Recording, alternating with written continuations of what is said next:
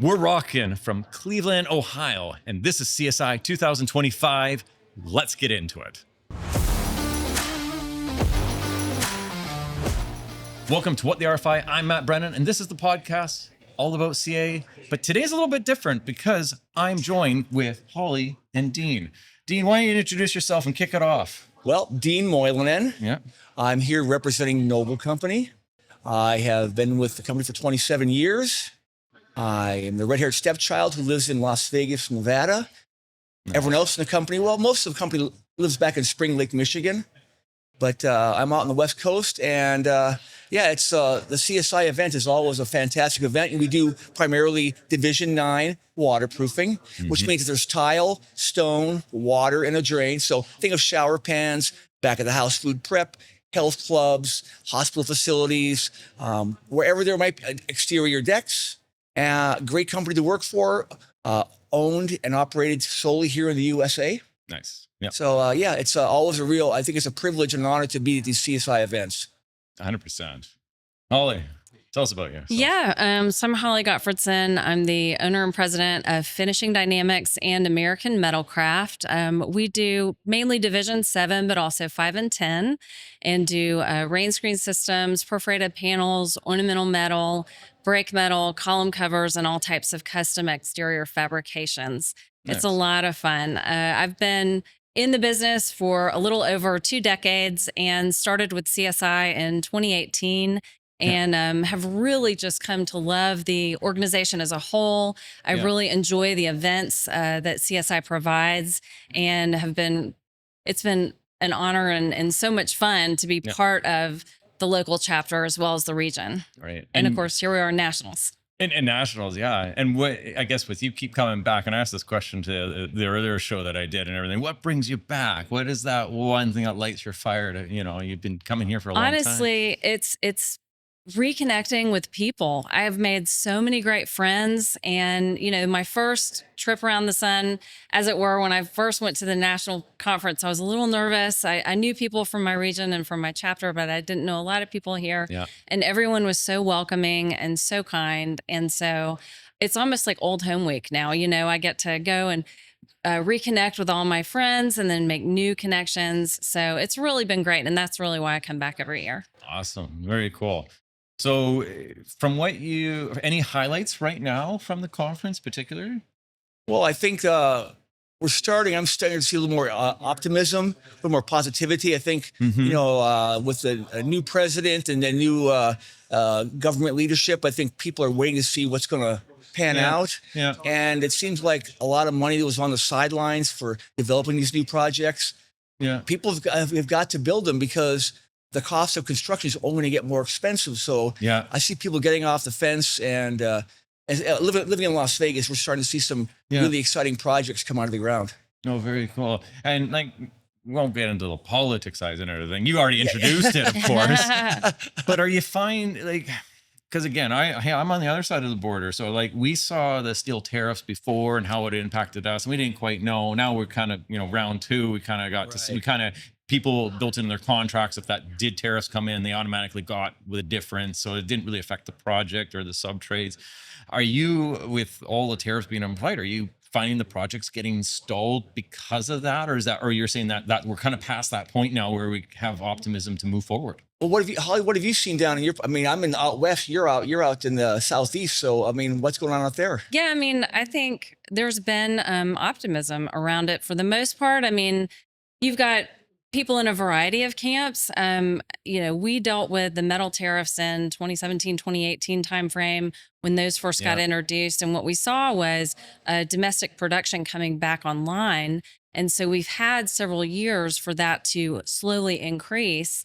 And so I think this round 2, we're a little bit more prepared for it, and we have more domestic production. And I think that's just going to continue to grow. And I think that's really going to benefit everybody in the industry within the country. Yeah, for sure. 100%. And, personal highlights from so far with your, Dean's you've mentioned yours, but what are you seeing topics? I really enjoyed the session this morning about collaborative AI.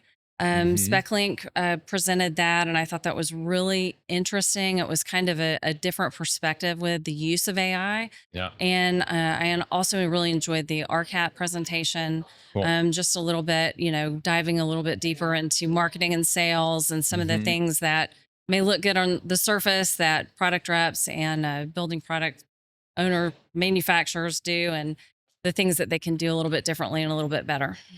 That is so cool.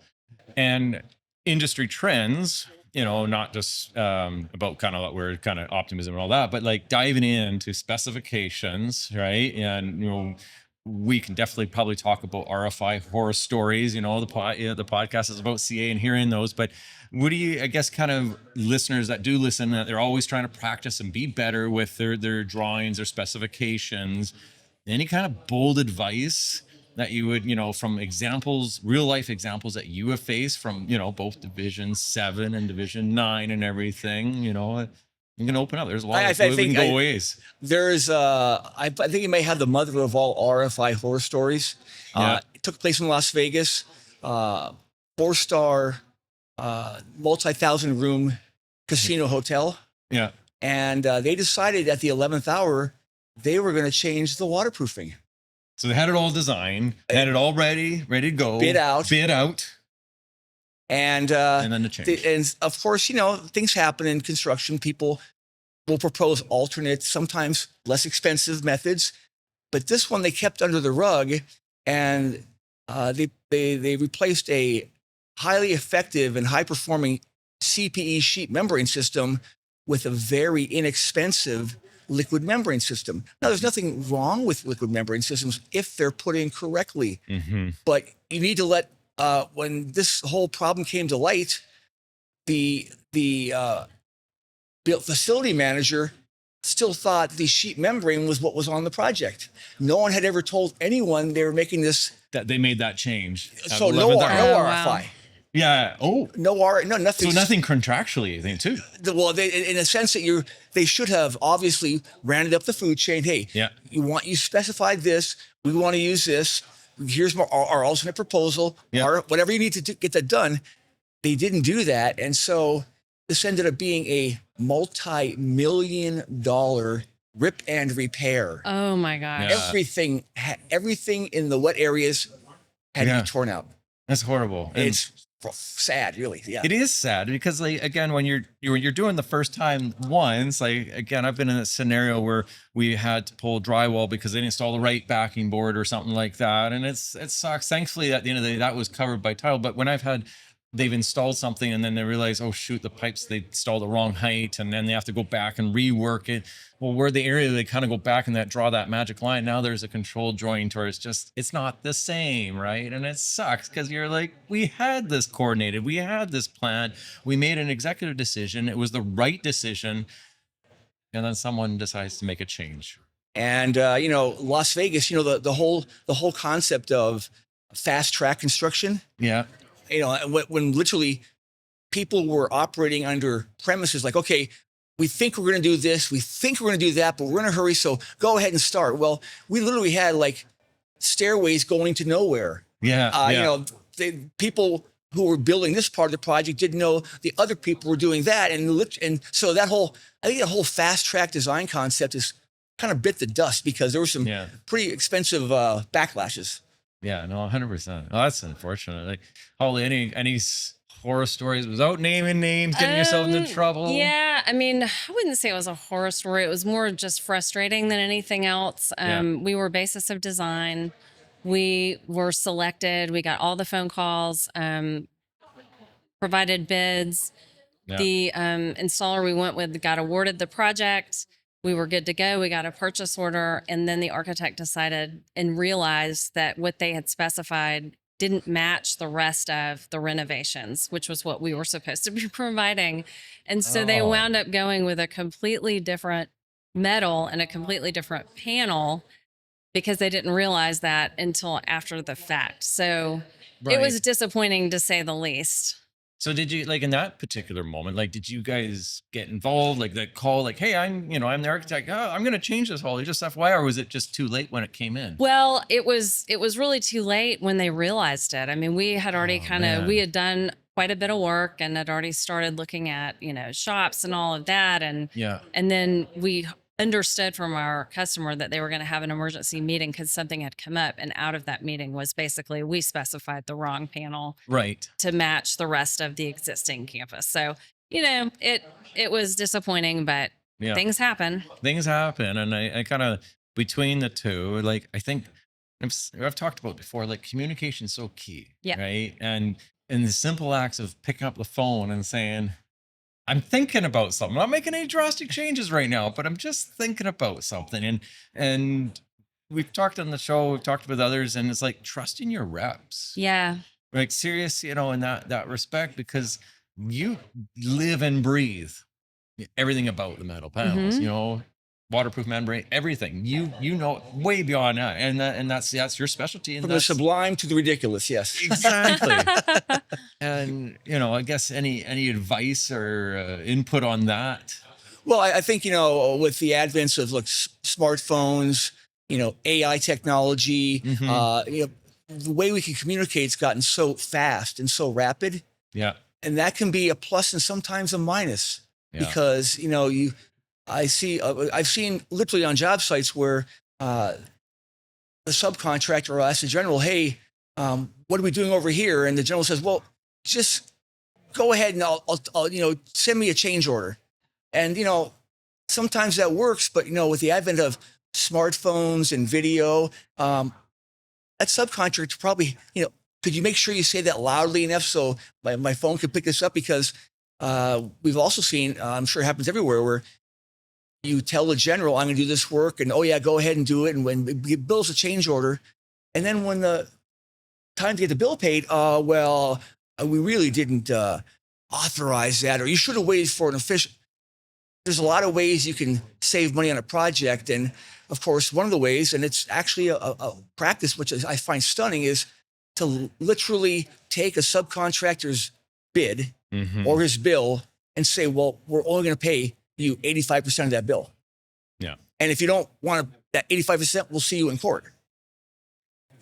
It's not ethically, it's kind of sketchy, but it happens.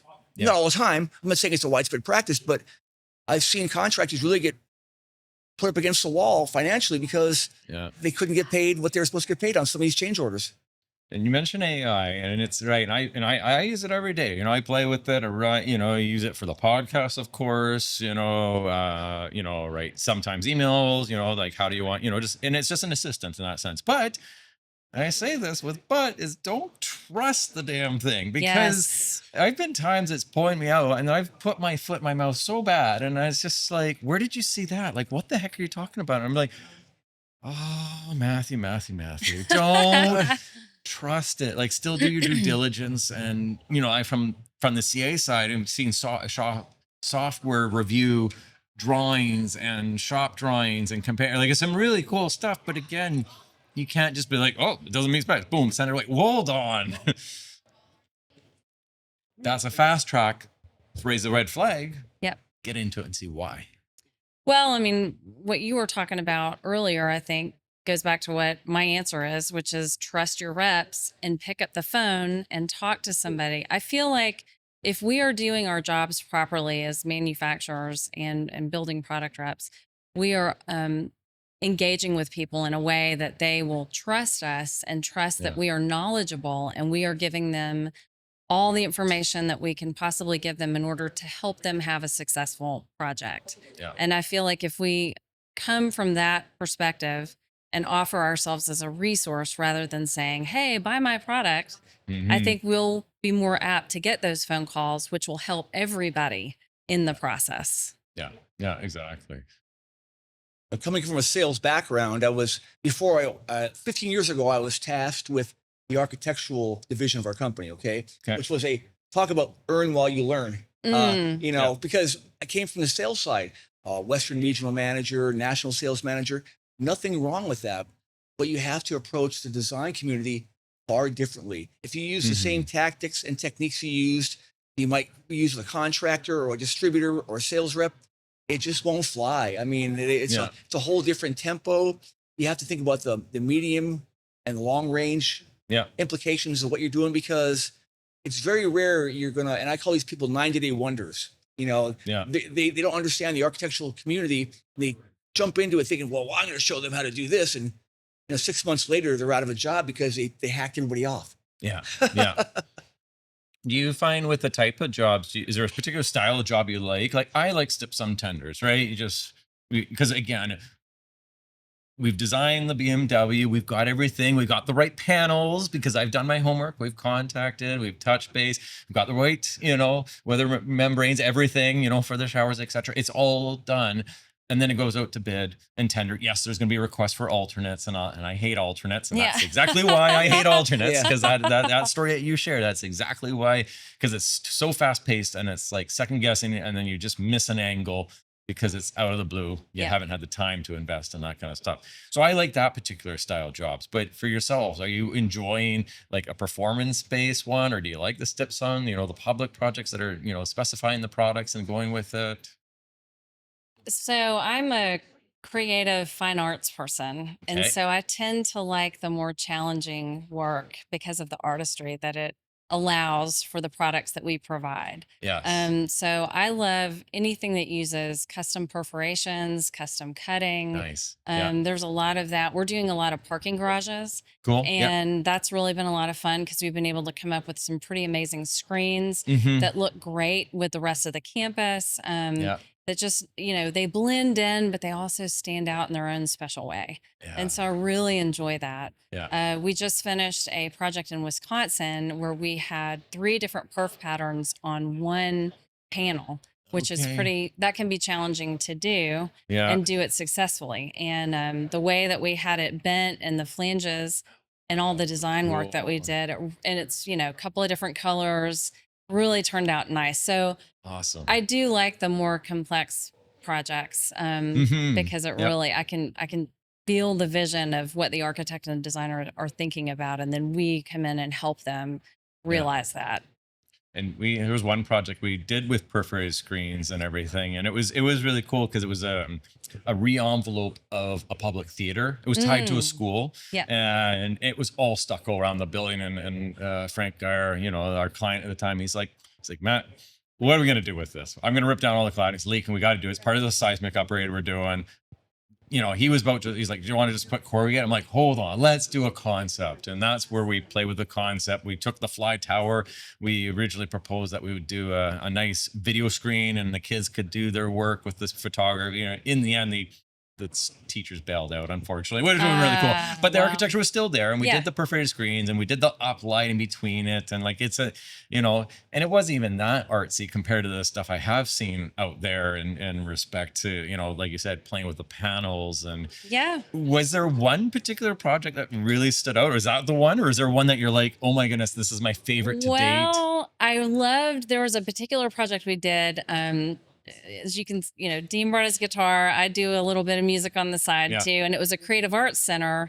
And we were actually able to cut and create music panels Yeah. for the exterior of the arts center. And so I just thought that was so cool. And of course, the Cool. nerd in me tried to figure out what song it was that we had kind of put up there, but Yeah. I needed more information. But Yeah. it was really beautiful. So it was great to be a part of that. Nice. And I know your stuff isn't as sexy and cool as that, but Well, but I'll tell you what. If I had to pick a job out that I'm very proud of, yeah. and I'm very proud of our company having tackled it, was the city center Okay. Yeah. in Las Vegas. 64 acres, 6,000 rooms, 8,500 workers, and Gensler, Yeah. HKS, Leo Daly. Yeah. We were not, you talk about the spec of all time. We were not just basis of design, we were proprietary. You will use nothing else. Don't slip in this, don't try to install that. We don't want to hear about it. It's going to be Noble Seal TS for 6,000 rooms worth of waterproofing. Not to Wow. mention anywhere on that project where there was tile or stone, Mm-hmm. it was our crack isolation membrane, our exterior deck membranes. It was like a 3-year Christmas. I'm Yeah. not kidding. Yeah. Yeah, I'm not kidding. I It was, like it was, it was mind-boggling.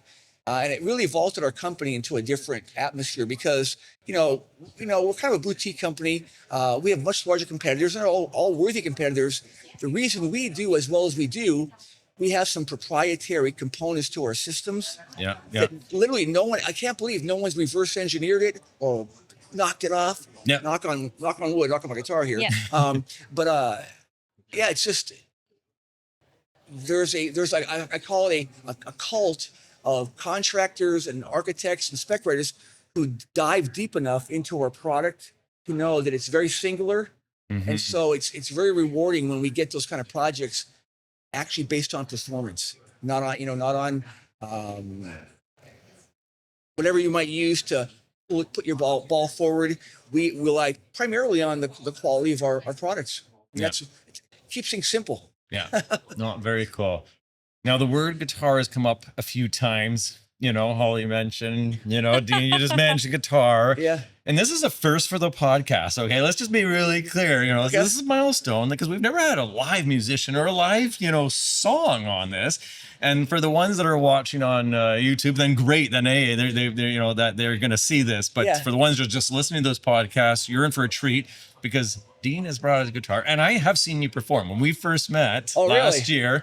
Because again, we bumped into each other after getting off the elevator in Houston. It was that kind of stuff. And the next day, the two of you were performing, and I just totally. And you had a crowd. Everyone, you took. I think that was the moment from last year. Which by the way, Brian was the one who put us. I was trying to find. Because I bring my guitar everywhere, every week. Okay. Every week I travel. It's, how some have a comfort animal. Yeah. This is my comfort instrument. That's fair. Yeah, totally. I like it. I feel safe when holding my guitar. Yeah. Was it kind of as a crutch thing? And I play myself. Again, you're going to be way better than I am and everything. But the same thing, I bring the ukulele whenever I travel to tropical, I go to Hawaii, I bring the ukulele. You got it. I remember last night when it was an A4L conference, and I was just sitting there on the beach, just playing by myself, just enjoying the stars. And it's a beautiful thing. It's a simple, and the thing is, Holly's a keyboard player. Now, in her spare time, she's taking up guitar. Nice. She's not busy enough. Yeah. So you got to bring dual guitars next year. Yes. Well, I have a long way to go before I'll ever let anybody hear me live, but I'm learning. It's a lot of fun. Exactly. So would you like to play the first song on What They Are 5? I think we can probably give it a shot here. Yeah. Let's try it. Yeah, I'm going to pass the mic. Yeah. Sounds good. Let me loosen my fingers up here. Yeah. Sounds like it's in tune. I think so. That's good. You ready, Holly? I'm ready.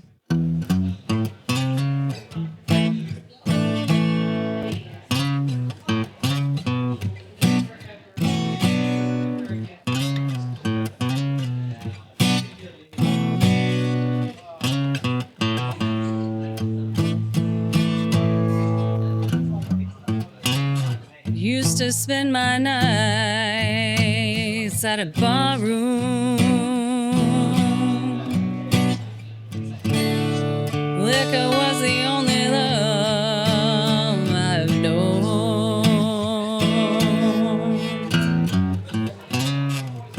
But you rescued me from reaching the bottom and brought me back from being far too gone.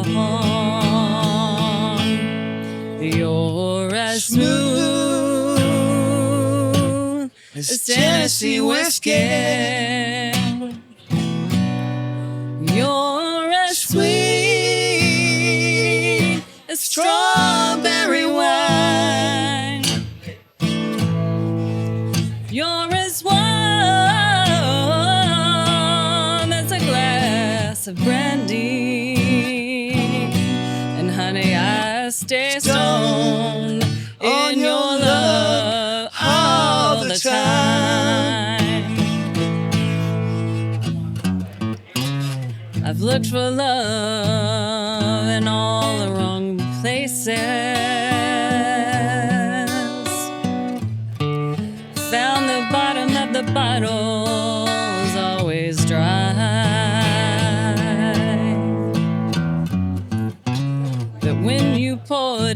your heart, I didn't waste it. 'Cause there's nothing like your love to get me high. You're as smooth as Tennessee whiskey. You're as sweet as strawberry wine. You're as warm as a glass of brandy. And honey, I stay stoned on your love all the time.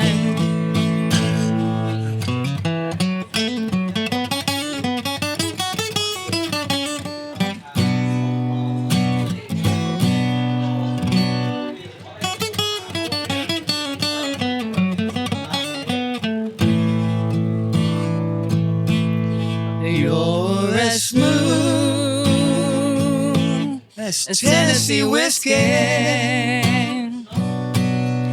You're as sweet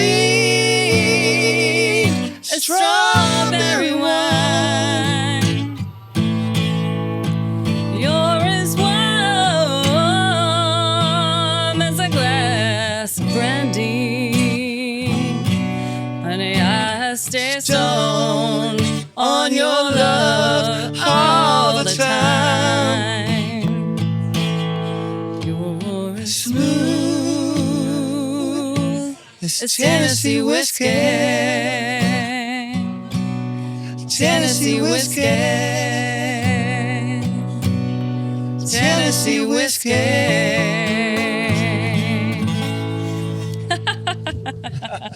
No one got hurt. Yeah, that's right. No one got hurt. No one got hurt. Woohoo! Thank you very much. Thank you. Tip your bartenders. Yeah. Wow. Incredibly, that was awesome. And here's the thing. We almost never rehearse. That's true. I'm not kidding you. No, hey, it's just- No, I mean, we'll talk about what songs we're going to do, and we'll maybe run through it one time. That's it. So it's always a little nerve-wracking for us. that was phenomenal. You got any more performances while we're here? I mean, Want sure. to do little Johnny Cash? Sure, we'll do Johnny Cash. Well, this is, this is BBK Radio. Well, here we go for another round of bringing Mr. Cash to the scene. Yeah, sure. Okay, Let's do it. Cool. Yeah, let's do it again. I'll make sure I don't go too fast. Okay, no worries.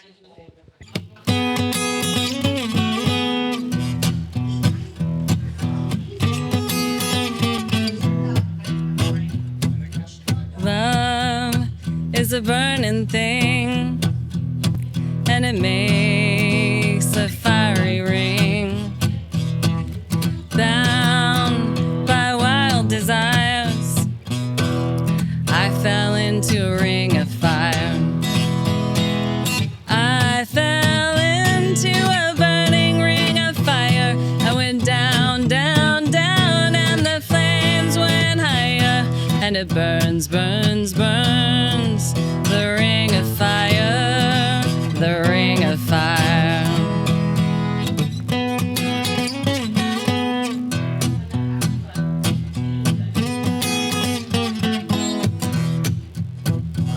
The taste of love is sweet when hearts like ours beat. I fell for you like a child.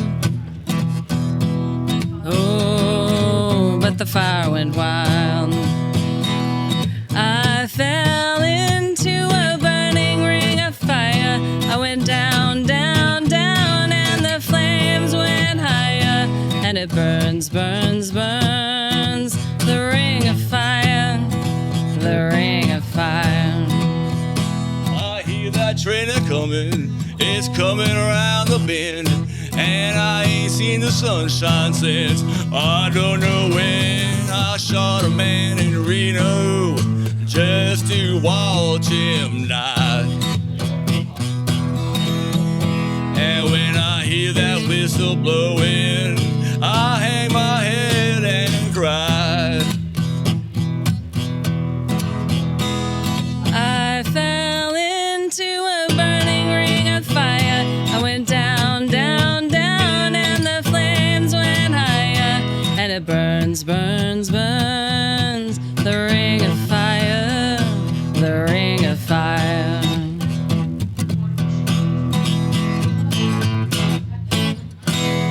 Woohoo! The third time was a charm. That's right. Yeah. It was that whole like we never practice thing that Yeah, we said earlier. it stabbed me in the back. I jinxed myself. Oh, that's right. I did it too. No worries. Yeah. You heard it first on What the RFI. Be there or be square. You That's got right. it. The band's Oh. back together. The band is back. This is awesome. Well, thank you so much for being on the show. This has Thank been you an for absolute having us. pleasure. Yeah. You know, again, you got to hang the hat on the first musical performance on the show. So give it that. You can say we were here when. That's right. Yeah. That's Yeah. right. Thank you very much for having us. Thank yeah. you. Thank you so Look forward much. to seeing it and hearing it. And here it is. Yeah, exactly. You know, it may be next Grammy. I don't know. Ah, you never know. So, Holly, where can we find you? Where can people listening go, like, not only with your music talents, but, from the specification side and the metalworks, where can they find you to connect? AmericanMetalcraft.com and FinishingDynamics.com. And I'm really active on LinkedIn. So feel free to connect with me on LinkedIn, Holly Gottfredson. Just Google and look me up on the LinkedIn profile. So yeah, please do that. And then I do have a music page, and I also do speaking engagements, and that is hollygottfredson.com. So you can connect with me there as well. Very cool. And as far as music, I used to play in quite a few bands. I've sort of pared that down over the years. My main central focal point is Church on Sunday. Cool. And Yeah. you may have heard, you may have seen it. Praise music has gotten to be a big deal in modern worship. And so being in Las Vegas, I'm surrounded by some fantastic musicians. The lead singer in our church band was named the Female Performer of the Year in Las Vegas. Wow. So we had some really good players that level me up. They Nice. forced me to be a better player. Yeah. As far as business-wise, I live in Las Vegas, Nevada. I work for the Noble Company. I'm on LinkedIn a lot too, so just look Dean Moylan on LinkedIn. And of course, Noble Company. We are a U.S.-owned company, U.S. manufacturing company. We do projects nationwide and worldwide. And my phone number is 702-604-5366. Call me. There you go. Awesome. Well, Yeah. thank you so much for being part of this. It was a fantastic, Thank again, you. very special performance. Can't say that any other guests have brought that to the table. That's the recommendation for future. That's the qualification. But Awesome. thank you. Thank you very much. Yeah. So architects, keep designing, and contractors, keep making those blueprints a reality. We'll see you on the next one. All right. Thank you very much. Thank you. Thank That was you. so much fun. Jinx is